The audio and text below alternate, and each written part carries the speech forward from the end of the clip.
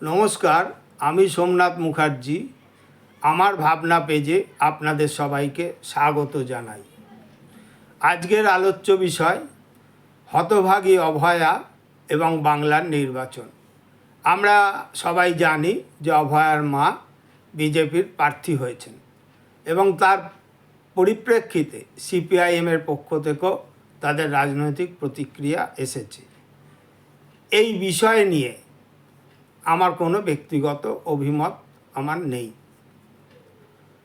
এবং social media জুড়ে যেভাবে সিপিএমের কর্মী সমর্থক দরদিরা যেভাবে যে ভাষায় অভয়ার মাকে আক্রমণ করছেন সেটা তাদের রুচি, তাদের শিক্ষা। সুতরাং এখানেও আমার কিছু বলার নেই, কিন্তু এই সমস্ত বিষয়টার পরিপ্রেক্ষিতে আমার কয়েকটি প্রশ্ন আমার মধ্যে তৈরি হয়েছে।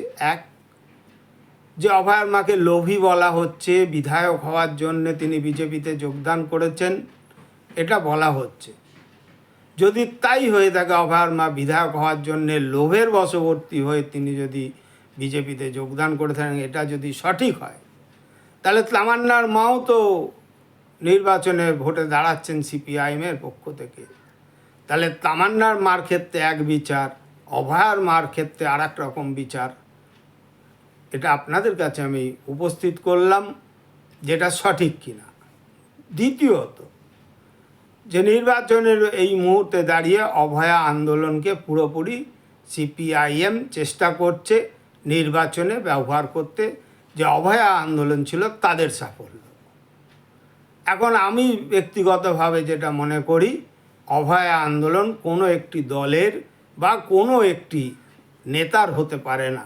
কারণ যে অভয়া বিচারের দাবিতে আমরা দেখেছি মীনাক্ষী মুখার্জি বা সিপিআইএমের নেতৃত্ব সবাই যেমন রাস্তায় হাঁটছেন, সঙ্গে আমাদের বর্ষিয়ান কংগ্রেস নেতা অধীর চৌধুরী, শুভঙ্কর সরকার সহ এবং আইএসএফের যিনি সম্মানীয় বিধায়ক নওশাদ সিদ্দিকী ভাই সবাই মিলে রাস্তায় নেমেছে। আমরা দেখেছি বিধানসভায় তুলকালাম কাণ্ড হয়েছে বিরোধী দলনেতা শুভেন্দু অধিকারীর নেতৃত্বে। অর্থাৎ এই সামগ্রিক সমস্ত বিষয়টা অভয়াকে কেন্দ্র করে যা ঘটেছে তা কোনো একটি দলের হতে পারে না, কোনো একটি ব্যক্তির হতে পারে না। এটা হচ্ছে সামগ্রিকভাবে সমস্ত তৃণমূলের বিরুদ্ধে ক্ষোভের বহিঃপ্রকাশ। সারা বাংলা বাস্ট করে গিয়েছিল এবং সেদিন যারা রাত জাগতে রাস্তায় নেমেছিল সেটা নির্দিষ্ট কোনো দলের লোক ছিল না, নির্দিষ্ট কোনো নেতার ডাকে তারা আসেনি। তারা অভয়াকে নিজেদের মেয়ে ভেবে তারা রাস্তায় নেমেছে। তাহলে আজকে সেই রাত জাগাকে কেন্দ্র করে সিপিআইএম যদি বলে যে অভয়ার মা তাদেরকে সাথে বেইমানি করেছে, সেটা যুক্তিপূর্ণ কথা কিনা আপনারাই ঠিক করুন।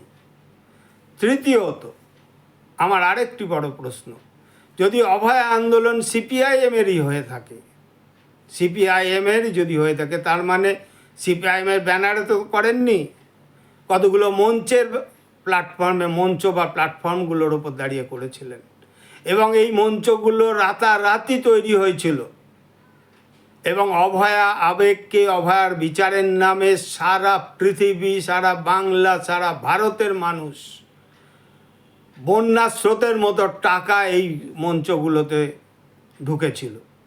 কিন্তু দুর্ভাগ্য হলেও সত্যি, আজও পর্যন্ত বাংলার মানুষ আমরা কেউ জানি না এই মঞ্চগুলোতে কত টাকা ঢুকেছে এবং অভয়ার বিচারের জন্যে কত টাকা খরচা হয়েছে।